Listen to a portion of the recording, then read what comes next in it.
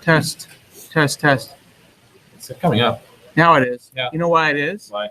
It's that camera you gave me. It got confused. Oh, okay. All right, let's try again. So we're still live, right? It says that now they can hear us. Let's wait and see if somebody says that there's sound. Okay. Good that you went back there and checked. We would have done the whole thing. Check Only your. we had some type of division of Microsoft that did professional. Somewhat video at the stuff summit, with, please like, tell them. streaming services and things. Yeah. Wouldn't that be helpful? You know that Twitter changed favorites to Yes, to to hearts? hearts. I think that's obnoxious. But I'm on Windows Phone, so I don't have to worry about it. It'll be a star forever. Such innovation in technology. Such innovation in technology. Netflix Read is like dead, right? Like, you Okay. even get that installer anymore? I can't find it anymore. Okay, good. Hey, it's the ASP.NET Community Stand-Up, this time with audio. Yeah, so that first part was amazing. It was Oh my incredible. God, I So don't many think secrets, I couldn't believe it. so much information in a short amount of time. What I want everyone to do is create like a video meme where they just dub over what they think we said and distribute it. Phenomenal. That would be funny though. Okay, cool. So we are here at the ASP.NET Community Stand-Up. We happen to be at the MVP Summit. We have taken some tape Like that. and we have taped my surface on a wall. And because that's the kind of high-tech AV that we have here at Microsoft. It is. No, running Zoom out's gonna be a problem. We'll improvise. You just have to run Or away. maybe you just have to untape it and run Run backwards back upstairs. All right. Okay. So, it's been a while. Right now, we're at the MVP Summit, and we're doing this with audio, which is exciting. First time I've done. Audio's good. The MVPs are up here, and a lot of them became MVPs because of open source. We do a lot of open source here, so we want to make sure we keep things open. While they're going to hear the secrets early, we're going to put all the secrets out on Channel 9. We actually have recording equipment that is even cooler than the surface that's on the wall. It's a phone taped to the wall Yeah, instead. phone taped Yeah. farther back. Yeah. It's an Android phone. We're doing the best we can. So we're going to record all the sessions for the whole 3 days, Yep. including all the crazy secret stuff that we don't even know what we're going to talk about on Wednesday. Yep. We'll put it up on Channel 9 probably beginning of next week for Yeah. a couple of Ish. We've got some editing and chopping up Yep, and yep. stuff, basic editing. So probably a couple Bleep out some. leave up the cussing. Yeah. Do you think you could get a couple up first in the next week? I sure hope so. I gotta work with Channel 9 on Okay, it. so but we'll yeah. try to get at least a few up, and hopefully by the end of next week, we'll have the whole summit up. Okay, cool. So it's been a while. It's been like 3 or 4 weeks since we last did a stand-up because you were in Europe, Hunter was in Europe, I went to Vegas at some time in that, you were just at home alone, Yeah. I imagine. Yeah. I bet you were probably on the call every week. I was on the call and I'm like, Now, you were know, you at home growing a goatee so that you would look more like him? this is actually 6 years of growth. It takes me a while. Yeah. No, the whole November thing, I thought I'd give it a try, but I've been. It is November. It is November, yeah. My wife won't let me shave anymore, so if I did This that, is actually 3 days. start again. Oh, really? Impressive. This is stress. Impressive. Stress growth. And it was black when you started. It was. Right? Now a little bit of white now. So it's been a while. Beta 8 was the last time. We shipped Beta 8 since we last spoke. So Beta 8 was a big release. We've been talking about a bunch of the features in Beta 8 on the community stand-up leading up to the release. So a lot of those have landed now. And we're busy working on locking down for the RC release, which will happen sometime this month in November, as we've been saying for a while now. So yeah, that's really... What's huge features or things? There was a lot of stuff in Beta 8. One of the biggest changes was the hosting change. So now we don't host in process in RES, we host out of process and use the HTTP platform handler module to do that process management and reverse proxying of requests. Again, we've talked about that in the community stand-up a little bit. That's now landed. And there's too much to remember. Like this was actually one of the biggest blog posts of changes. I mean, a lot of tooling changes went into Beta 8. A lot of really good improvements in Visual Studio around visualizing packages and the package graph and your references, which was really nice. It's more prominent when packages are being restored. That was feedback we got is that when you open a project and things happen in VS, you're not quite sure that things are happening behind the scene. We now use a little yellow information bar to tell you the packages are being restored. It has links in it so you can see the output while it's happening.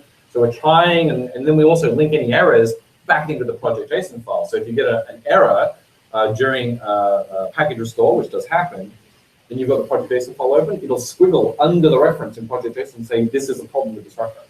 So I can put like foobar, some non-existent version, save the file, a restore will happen, I'll see it, and then I'll see the error, and I can hover over it in the editor, and it'll tell me there's a problem with that, which is kind of nice. So we're doing a lot of Tooling stuff, we're doing a lot of runtime stuff. We've done a lot of API polish, so more API reviews, been some API changes, new features in the config API, stuff coming in RC. We're doing a big review of all of our console logging. So now when you start an ASP.NET application in RC, by default from the console, you'll get really useful logs for a default sort of file new ASP.NET app. So you'll see things like when a request starts and stops and how long it took, when any type of authentication and authorization happens, you'll see a log, when controller action invocation takes place, and when view result invocation. So when you invoke a controller, get an action result, and the action result executes, those are both events that get logged. If you make any EF queries, the SQL of the EF query will get logged. Wow. Which is really nice. So now the kind of a magic number, we don't want to like just spew crap out into the console. So the magic number we're going for is that any reasonable application that hits the database, does or navigates around, we want the sweet spot to be kind of no more than 10 messages per request by default. I think it's designed for the developer. So when you're there, I run from the command line, I'm looking at the console, looking at the browser, I navigate around, I can hit a link, see it load, go to the console and look at what happened. Right. At the default verbosity level, which is information, and then you can go and tweak the verbosity level per logging source from a new config file that we've Oh, so you could say I want just EF to be proposed. Yeah, so you can like dial up the logging on particular parts of ASP.NET with in a section in the config file, and it'll dynamically change the logging level on the fly. You don't even have to restart the app. So it'll actually detect changes in the config file, reload the logging infrastructure while the app is running, and then on the very next request, you'll get the dialed up or dialed down logging that you did. So all that's coming in RC. And I've got that going to console. Can I pipe that elsewhere? Can I do Yeah, that? absolutely. So a lot of this work, to be clear, there's two aspects of it. Make parts of the framework log at the information verbosity level these messages that we want, and then update our console log provider, which is a thing that listens to those log messages when you're in the console, to make it look pretty, to make it good for human consumption, and add a couple of options so you can turn on and off certain logging things, so that if you don't care about the date and time, you don't have to see that. If you don't really care about showing the request or the scope information on every log message, that's off by default, but you can turn it on. And we're still tweaking that experience, but as I said, the intent here is to make it very useful as a developer, that when I'm working from the command line and requests are going, I get useful information in the command line. It's color-coded. If it's information, it's green. If it's a warning, it's yellow, and if it's red, it's error, all that type of stuff. All that good stuff is happening. So that's really good. I'm really excited about that coming in. What else is happening in RC? Think. Obviously, a bunch of changes in EF. That's continuing to get a lot better as well. MVC has gone through a bunch of performance work, so we've done a lot more memory allocation work and stuff like that. Kestrel is continuing to have a lot of performance work on it.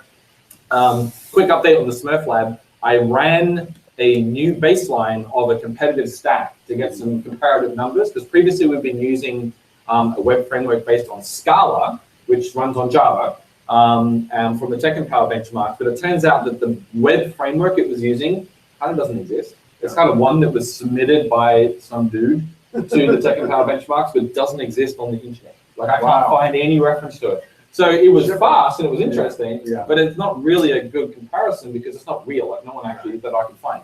So instead I targeted Netty, which is like used everywhere. Netty is incredibly popular. It's a Java socket server that supports a whole bunch of protocols. It's used in a bunch of known products that if I said the names you would know them. A lot of popular websites. Really popular websites and popular box products and things that you then build other things on top of. So we ran that on Windows, on Java, on the same machine that we do our testing. We got 2.5 million requests per second. So that thing is crazy, crazy fast. What is it? That saturates the network? No. So we've got 10 gigabit network. Oh, that's right. As I like to say every week. So you need the song. I think we get to about 3 gigabits per second at that. So, it's starting to stretch its legs, but it's Oh, is that all? Huh? Is that all about 3 gig? Yeah, up and down. So 2.5 million is a lot. And Kestrel, I think we're just teetering over 500,000 now. We're getting up to the point where we're, I think, officially in the official code, it's 480 when you're running on Core CLR x64 on Windows. And with a bunch of pull requests that we have out right now, a lot of them from the community, by the way, which is fantastic. That number goes up to about 530, 540. So we're still making a really good improvement. Like we're still getting 5%, 10%, sometimes 15% improvements, even at those numbers, which is good because we've got to do 5 times what we're currently doing to get to those type of numbers of our platforms. So how does Netty run so fast? Like I don't know. Okay, I was looking at this. That's a very good point that we should probably go look at. From what I understand, I know a little bit, is that a lot of these frameworks that can run that fast pull everything. Like object pooling and memory allocation is where you start making the big changes. Like, for example, in Kestrel, when running at those rates right now, we're allocating more than 1 gigabyte of memory in the process per second. Wow. Now that's managed memory. So that's memory that the .NET garbage collector has to reason about, shuffle around, put in places, and then garbage collect when it decides it's run out. That's a lot of work for the garbage collector to do, and we're only at 500,000 requests per second. Say we get 3 million requests per second, you can't allocate 6 gigabytes a second. You just can't. Like we need to obviously find ways to make that better. So we're doing a lot of work on that right now, and that work will continue like forever. That's not going to stop at RC or RC2 or RTW or the next version. We're going to continue to really plug on this and make it as lean and good as powerful as we want. Because there are certain scenarios where you need that type of performance. So you were talking about Beta 8 and then RC and all the changes. Kind of, what's the best way? I've had some people, ask me here and just in general, what's the best way to keep up? Breaking changes, and what do I need to do to keep it? And should they expect breaking changes to slow down at RC? So the announcements repo on GitHub is where we're dutifully trying to ensure that we log all announcement-worthy changes. That includes breaking changes, or any design changes and things like that, API changes, behavior changes, things like that. So github.com/ASP.NET/announcements.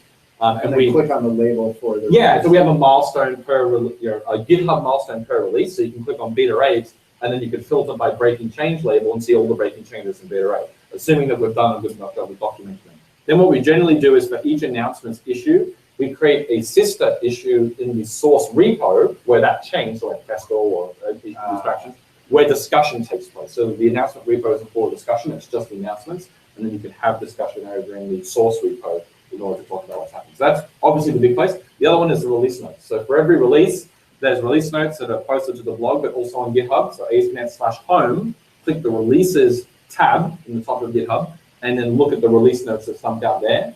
That has the overall release notes, and then it links off to every single repo, so all the things that were fixed in that milestone. The issue links off to everything that was in that milestone. And so Beta 8 was a really big release. There was a lot of stuff done in Beta 8. We highlighted the really big important stuff in the blog post, but if you look through all the repos, there was a lot more stuff done. And then with RC, fewer, but so obviously as we train closer and closer to RTW, the idea is to lower the churn, spend more time doing stabilization. We're still making API tweaks. The goal is that as of RC, an application that is running on RC should have none, or very little, if not none, changes required to the app code to run on the subsequent releases. There are fringe areas of the API that I would say like 80 to 90% of applications just generally don't touch. There are things to do when you customize the parts of the stack, or when you're if you're implementing a web server. Like if you write your own web server, there are parts of the API that you have to implement. Some of those areas are still being tweaked because they're performance sensitive, and we have to actually change the contract to get better performance and things like that. But the actual mainline APIs, startup CS, configuration, DI, the application builder, middleware, MVC, those sort of APIs that remain EF API surface area, that stuff should be pretty solid by the time RC ships. Cool. Yeah. Did you want to say something, Scott? Nope. Just make sure there's no questions. I think you promised you were going to show. Oh, yeah, so should we just untape? Ungaffer it? Okay, all right, so. DGAF. You want me to hold that? Okay, so hold this thing with your Yeah. hands. I want to get the dramatic tape sound. So people know it's really Okay, deep. hold it, seriously, that's my Surface.